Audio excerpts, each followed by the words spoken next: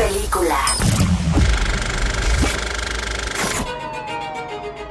Harlan started out with a Rusty Smith Corona and built himself into one of the best-selling mystery writers of all time. The night of his demise, the family had gathered to celebrate your father's 85th birthday. And your son, Ransom, did he attend as well? Yes, but he left early. I think Linda was upset. Walt would get a little Irish courage in him. He'd get into it with Harlan. What? Richard said what?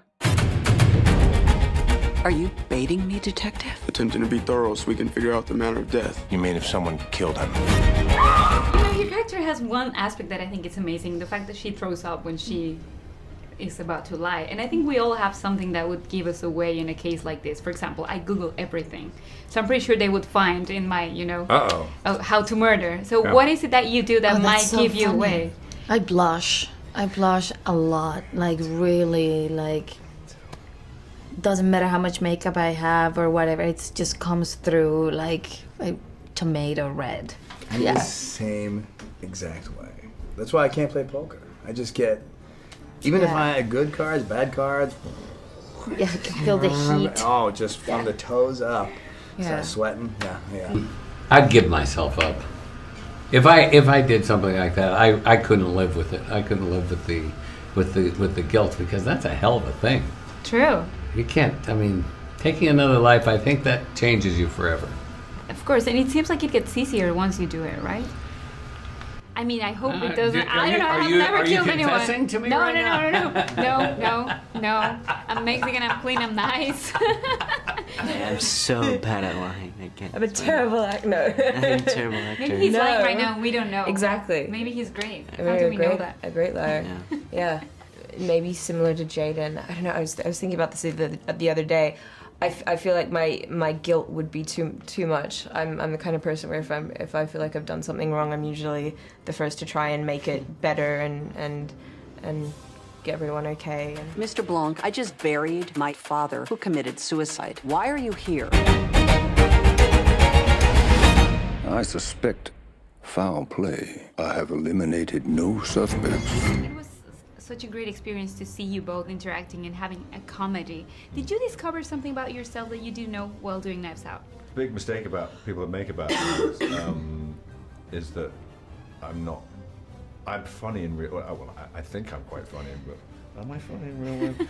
Okay, apparently I'm okay. I'm quite funny in real life, but I don't really kind of, the roles I've played over the years, especially with Bond, hasn't been that way. So I've always been desperate to get a chance, but you don't get scripts like this.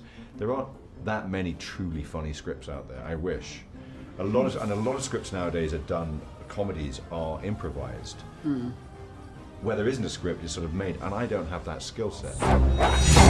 Everyone in the family has possible motives. Was Harlan planning on cutting off Joni? Did he plan to fire Walter? Is Richard having an affair? That's some heavy-duty conjecture. We sort of go with you in this ride, and you make us believe what you want us to believe. How do you do that, Pat? How do you create that, Pat? Well, I mean, I think you try and just put yourself in the audience's shoes and think, who are they seeing the story through, and how are they feeling, and what are they worried about, and you try and draw them through emotionally. I think that's the real key to it, is thinking in terms of what is the audience feeling and caring about, not what are they thinking about the plot, what are they feeling, and who do they like, and who are they rooting for.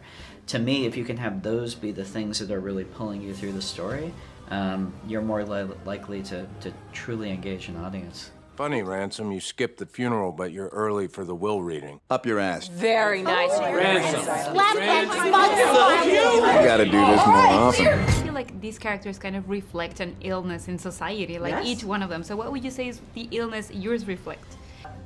At the center, of course, is immigration, and the denigration of culture, and the xenophobia that particularly is taking place here in America. And it's sort of at the center of the movie with these slightly accelerated versions of white privilege.